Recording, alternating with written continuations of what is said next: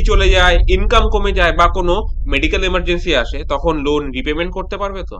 আজ আমরা কথা বলবো একটা খুব ইম্পর্টেন্ট টপিক নিয়ে, লোন নেওয়ার আগে ঠিক কি কি ভাবা উচিত। অনেকেই ভাবে লোন নিয়ে নেওয়া মানেই প্রবলেম সলভ, কিন্তু ঠিক মতন লোন না নিলে সেটা পরে হেডেক হয়ে দাঁড়ায়। তাই আজকে আমি বলবো 5টা এমন ইম্পর্টেন্ট পয়েন্ট যেগুলো মাথায় রাখলে ভবিষ্যতে লোন নিলেও কোনো সমস্যা হবে না। প্রথমে ভাবো লোনটা কিসের জন্য নিচ্ছ, হোম লোন, পার্সোনাল লোন নাকি কার লোন। পারপাসটা ক্লিয়ার থাকলে তুমি বুঝতে পারবে সেটা রিপেমেন্ট কতদিনের মধ্যে হবে। যদি উদাহরণ হিসাবে বলি, হোম লোন লং টার্মের জন্য হয়, প্রায় 20 থেকে 30 বছরের ইএমআই, কিন্তু পার্সোনাল লোন ছোট টেনিয়ারের জন্য হয় আর এর ইন্টারেস্ট রেট অনেক বেশি থাকে। তাই নিজের প্রয়োজন অনুযায়ী অ্যাপ্লাই করো।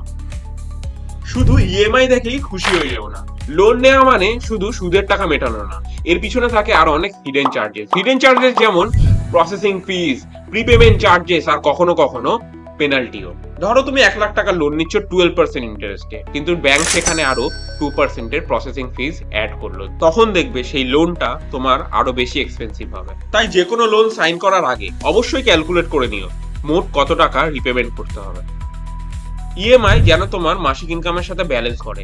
এক্সপার্টরা বলে ইএমআই যেন তোমার মান্থলি ইনকামে 30 থেকে 40% এর মধ্যেই থাকে। ধরো তুমি মাসে 50,000 টাকা আয় করো, সেখানে ইএমআই যদি তোমার 20,000 টাকার বেশি হয়, ফিউচারে কিন্তু চাপ পড়বে, কারণ ডেইলি এক্সপেন্সেস, এমার্জেন্সি, সেভিংস এই সব কিছুই ডিস্টার্ব হবে। তাই আগে বাজেট বানাও আর হিসাব করো লোন রিপেমেন্ট করার পর ঘর চালাতে অসুবিধা হবে না তো।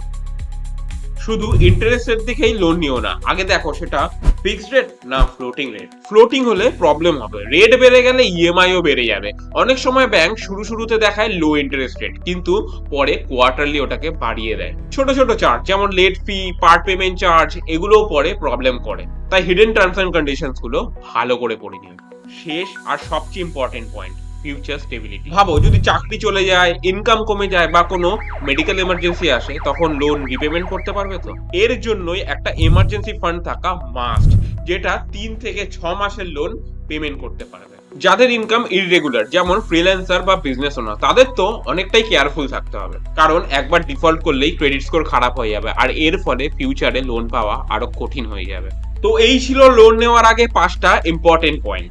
লোন খারাপ কিছু না, কিন্তু সেটাকে স্মার্ট ওয়ে নিলে ভবিষ্যতে তোমার গ্রোথের জন্য অনেক হেল্প করবে। ভিডিওটি হেল্পফুল লাগলে একটা লাইক করে দিও আর কমেন্টে জানিও তুমি কি এর মধ্যে কোনো লোন নিয়েছো বা নেওয়ার কথা ভাবছো। আমি শুভদীপ, আর দেখা হবে পরের ভিডিওতে আরো একটা ইউজফুল টপিক নিয়ে।